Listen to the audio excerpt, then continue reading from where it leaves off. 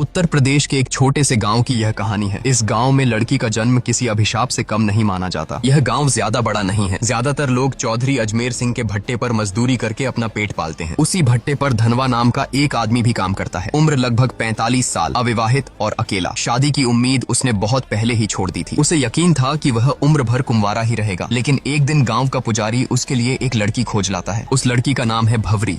उम्र करीब 21-22 साल। गांव में लोग कहते हैं कि वह बड़ी मनहूस है। वजह भी अजीब है। अब तक उसकी 3 बार शादी तय हुई, लेकिन हर बार दूल्हा मौत के मुंह में चला गया। एक की मौत तो मंडप में ही हो गई, दूसरा रिश्ता कभी मुकाम तक पहुंचा ही नहीं, और तीसरा तो सबसे दर्दनाक, शादी के दिन ही दूल्हा घोड़े से गिरकर मर गया। भवरी की शादी में आए 5 खास लोग कहानी की असल परत खोलते हैं। पहला है चौधरी अजमेर सिंह, गाँव का सबसे बड़ा जमींदार और रोजगार दाता। दूसरा है उसका मैनेजर सौरभ, जो पहले मजदूर था लेकिन अब चौधरी का खास गुंडा बन चुका है। मजदूरों से हफ्ता वसूली करना और उन पर दबंगई दिखाना उसका काम है। तीसरा है गांव का पंडित, धर्म के नाम पर ढोंग करना, पैसों के लिए तंत्र मंत्र रचाना और औरतों की इज्जत लूटना, यही उसका असली चरित्र है। चौथा है गांव का दुकानदार, जो उधार तो देता है लेकिन बदले में औरतों के जिस्म पर बुरी नजर डालता है। और पांचवा, सबसे खतरनाक, गांव का डॉक्टर, जिसे लोग भगवान का रूप मानते हैं लेकिन असल में वह इंसानियत का सबसे बड़ा गुनहगार है। भवरी की शादी में चौधरी के 2 छोटे भाई दया और गोपाल भी मौजूद हैं। दोनों ही अपने बड़े भाई पर गुस्सा निकाल रहे हैं कि उसने धनवा की शादी इतनी जवान और खूबसूरत लड़की से कैसे होने दी। ये दोनों गांव के छठे हुए बदमाश हैं। गांव में शायद ही कोई ऐसी लड़की बची हो जिस पर उनकी गंदी नजर न पड़ी हो। शादी वाले दिन जब पूरा गांव दावत में मस्त था,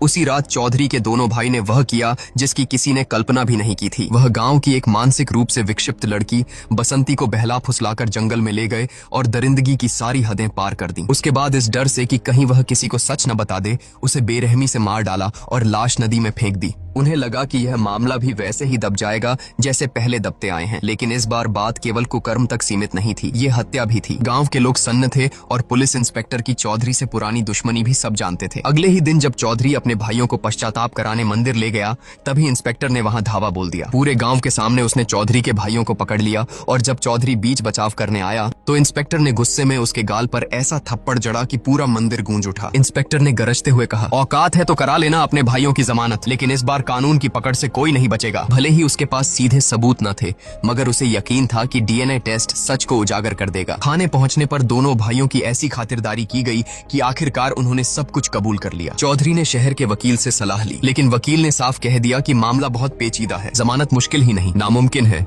हाँ, सेटिंग की जाए तो रास्ता निकाला जा सकता है, लेकिन इसके लिए मोटी रकम चाहिए। चौधरी के पास उस वक्त पैसे नहीं थे। तभी गांव का पंडित उसकी मदद के लिए आया और बोला, चिंता मत करो चौधरी, मजदूरों की मजदूरी से पैसे काट लो। 300 मजदूर हैं, हर किसी की आधी मजदूरी रोक लो, देखते देखते रकम पूरी हो जाएगी। और हुआ भी वही, मजदूरों की आधी मजदूरी काट ली गई। मजबूरी में मजदूर काम छोड़कर भी नहीं जा सकते थे, क्योंकि आसपास दूसरा कोई भट्टा ही नहीं था। जो विरोध करता उसे धमकियां मिलती या उसकी कुंडली दिखाकर डराया जाता। गरीब मजदूरों की हालत बद से बदतर हो गई। बुधवार नाम का मजदूर अपने बीमार बेटे की दवा तक नहीं खरीद सका। आखिर उसकी पत्नी मालती को बेटे के इलाज के लिए गांव के डॉक्टर के साथ सोना पड़ा। अगले दिन धनवा खुद अपनी बकाया मजदूरी मांगने चौधरी के पास गया। चौधरी ने बेहयाई से कहा, पैसे चाहिए तो अपनी औरत को भेज दे मेरे पास, मजदूरी पूरी मिल जाएगी। यह सुनकर धनवा भड़क उठा। उसने पलटकर कहा, ठीक है चौधरी, मैं 7 दिन की मजदूरी छोड़ देता हूँ, तुम अपनी बीवी को मेरे पास भेज दो। चौधरी इस जवाब से आग बबूला हो गया। उसने अपने लठैतों से मिलकर धनवा को बुरी तरह पिटवाया। हालांकि वह बच तो गया, लेकिन बुरी तरह घायल हो गया। डॉक्टर ने पट्टियां तो कर दी, पर जांच के बहाने उससे भी वसूली की फिराक में था। घर में खाने तक के लाले पड़ गए। तभी बुधवार की पत्नी स्कूल जाने वाली बच्ची को लेकर पंडित के पास पहुंची। पंडित ने कहा, इसका इलाज पूजा पाठ से होगा, रात को अकेले मंदिर आना होगा,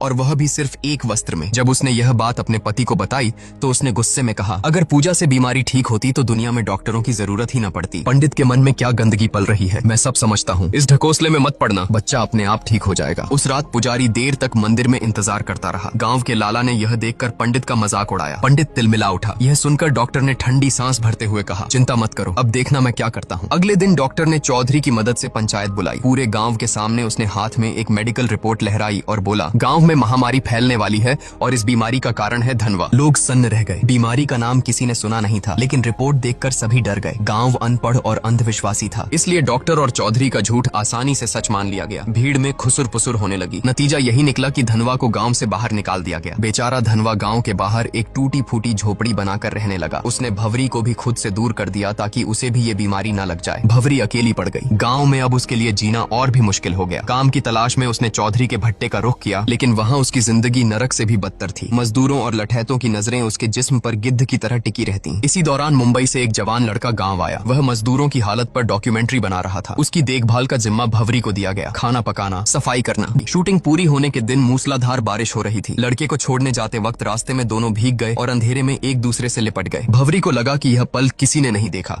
लेकिन सोरेन के आदमी ने उन्हें रंगे हाथों देख लिया। अगले ही दिन यह खबर आग की तरह गांव में फैल गई। पांचों बड़े रसूखदार बौखला गए। लड़के को सबके सामने बुरी तरह पिटवाया गया और पंचायत में भवरी पर आरोप लगाया गया।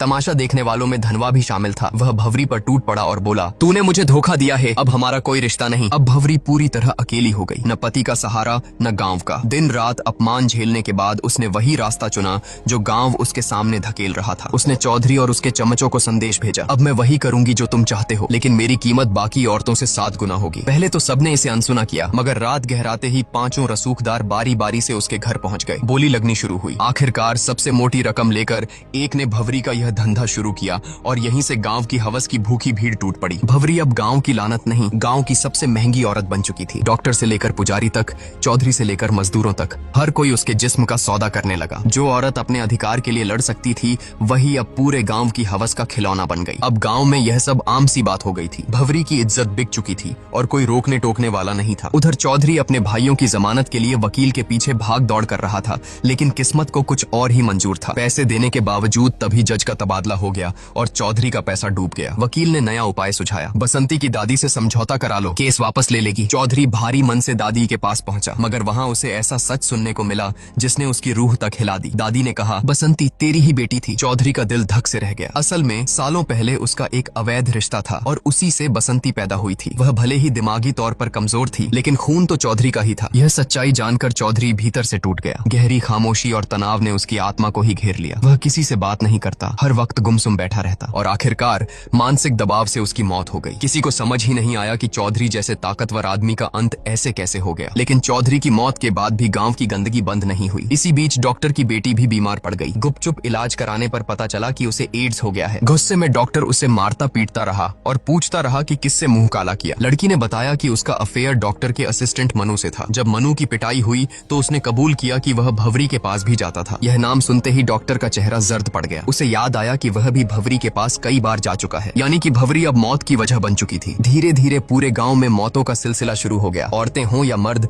सबकी हालत बिगड़ने लगी। जब मीडिया तक यह खबर पहुंची कि गांव में महामारी फैल रही है, तब 100 से ज्यादा शवों की जांच की गई। रिपोर्ट सामने आई तो एड्स का पता चला। गांव में हाहाकार मच गया। अब लोग किसे दोष दें? सबकी उंगलियां धनवा की तरफ उठी, क्योंकि वही था जिसे सालों पहले एड्स की बीमारी हुई थी। गुस्साए गांव वाले उसे पीट पीट कर थाने ले गए, लेकिन जब उसका खून टेस्ट हुआ तो सच्चाई सबके सामने आई। धनवा को कभी बीमारी थी ही नहीं। असल में डॉक्टर ने पंचायत में झूठी रिपोर्ट दिखाई थी। असली बीमारी भवरी तक पहुंची थी उस मुंबई वाले लड़के से जो डॉक्यूमेंट्री शूट करने आया था। वहीं से यह जहर पूरे गांव में फैल गया। अब गांव वालों का गुस्सा फट पड़ा। सच्चाई जानकर उन्होंने डॉक्टर, लाला, पंडित और सोरेन को घेर लिया। पुलिस ने भी आंखें मूंद लीं और उस दिन पूरा गांव भेड़ियों की तरह उन पर टूट पड़ा। उन्हें इतना मारा गया कि वहीं तड़प तड़प कर उनकी मौत हो गई। उधर धनवा को जब यह पता चला कि भवरी भी उसी बीमारी की चपेट में है, तो वह उसे आखिरी बार देखने गया, लेकिन तब तक भवरी की मौत हो चुकी थी। धनवा ने भारी दिल से उसकी चिता सजाई और पूरे सम्मान के साथ अंतिम विदाई दी। यह पूरी कहानी यही बताती है कि अपने कर्मों से कोई नहीं बच सकता। जो जैसा बोता है वैसा ही काटता है। कुछ समय के लिए बुराई जीतती हुई जरूर दिखती है, लेकिन अंत में उसका अंजाम हमेशा बुरा ही होता है। और इसी कड़वे सच के साथ यह कहानी खत्म होती है।